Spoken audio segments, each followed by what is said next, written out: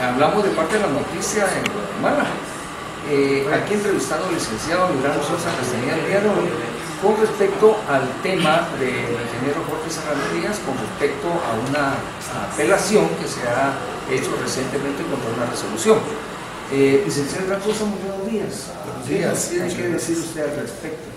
Bueno, el día de hoy vamos a realizar una vista pública dentro de una acción constitucional de amparo que se planteó a efecto que se le fije al Ministerio Público un plazo para que presente un acto conclusivo con respecto al expediente judicial del ingeniero Serrano Díaz y del licenciado Francisco Mendoza Sandoval. Entonces, el día de hoy, la idea es que los honorables magistrados escuchen los argumentos tanto del Ministerio Público, de la Autoridad de Recursos Humanos como de la defensa en relación a si es procedente o no que se le fije el plazo se resuelva en definitiva el caso de ellos, dado que han transcurrido 23 años sin que se tome una decisión de Claro, cuando usted habla de 23 años, es un proceso largo para un proceso. ¿Qué es lo que ha pasado en medio de esos 23 años? Porque se conoce que hay 4 resoluciones del gobierno panameño, de 4 gobiernos distintos que han rechazado la extradición por una u otra razón, por considerarlo procedente y de acuerdo a ver si usted nos puede explicar con respecto a lo que es el convenio Montevideo. Sí. Nosotros consideramos que realmente han pasado 23 años en donde no se ha analizado debidamente el caso desde el punto de vista procesal y desde el punto de vista de los tratados internacionales que interesa. Porque en el año 93, cuando se presentó la solicitud de extradición,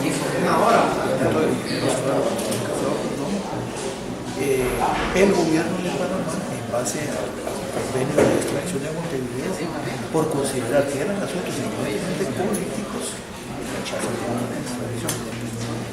Esa resolución fue notificada al Ministerio de Guatemala y el Ministerio le trasladó la información al juzgado de instrucción que llevaba la carpeta judicial.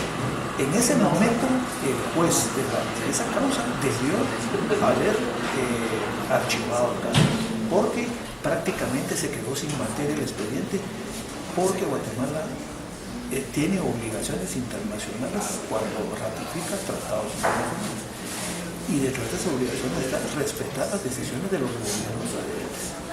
Por lo cual, a criterio de la defensa, se debió haber archivado el expediente. O sea, han pasado 23 años en que se les ha restringido sus garantías constitucionales sin fundamento jurídico.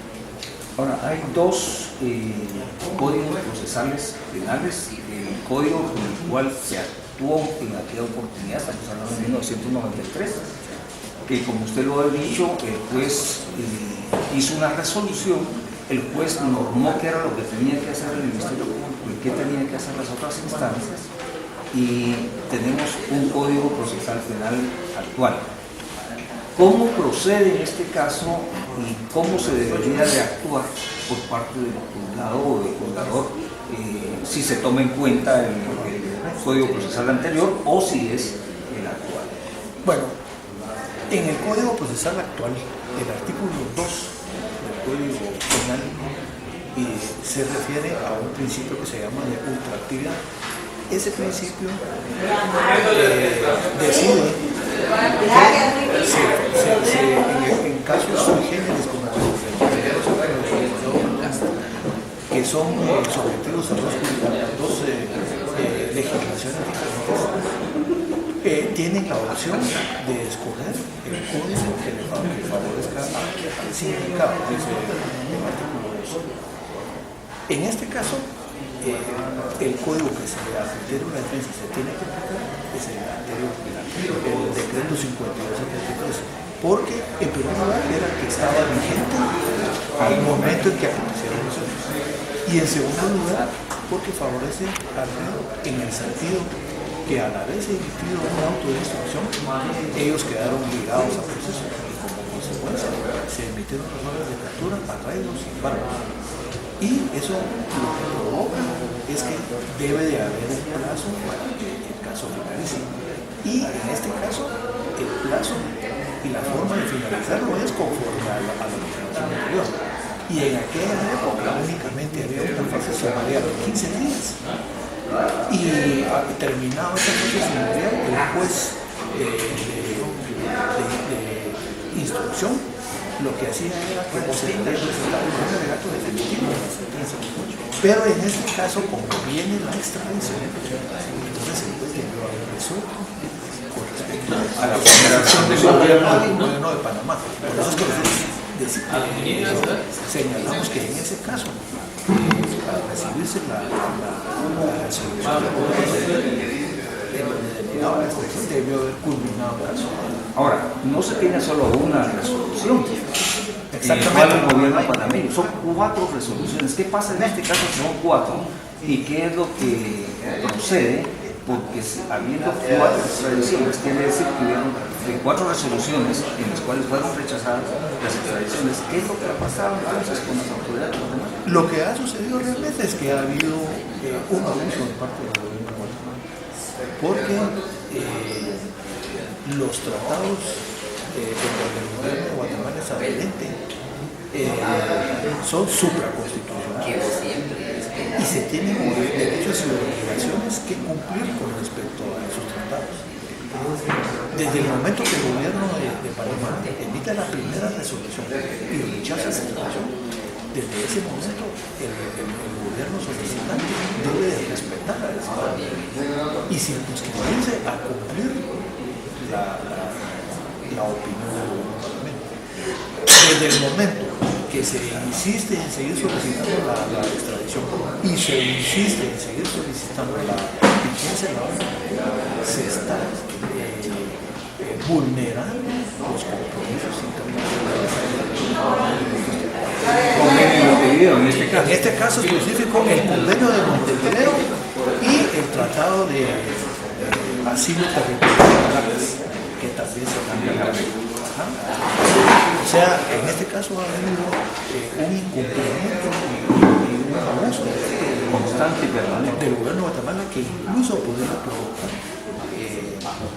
que sea a la hora que se plantearan acciones legales en contra de esta situación, que se pudieran ocasionar daños y perjuicios y provocar el pago de indemnizaciones por el incumplimiento de los tratados.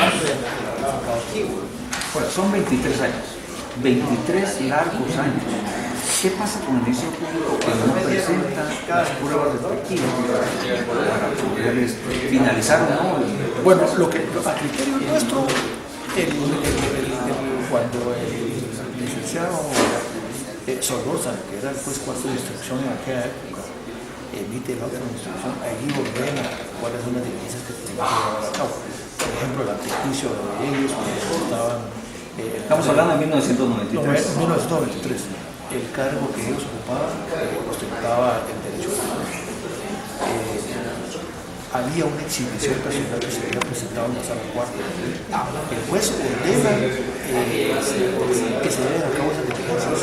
Sin embargo, han transcurrido, como dice usted, 23 años y el Ministerio Público no Como establecido por el juez en 1993. Exactamente. Entonces, para nosotros, el objeto de esta audiencia el día de hoy es que se señale una audiencia en que se presente por parte del Ministerio Público lo ordenado por el juez en el como medios de investigación para ver si realmente existe causa para mantener abierta la carpeta judicial o definitivamente se va.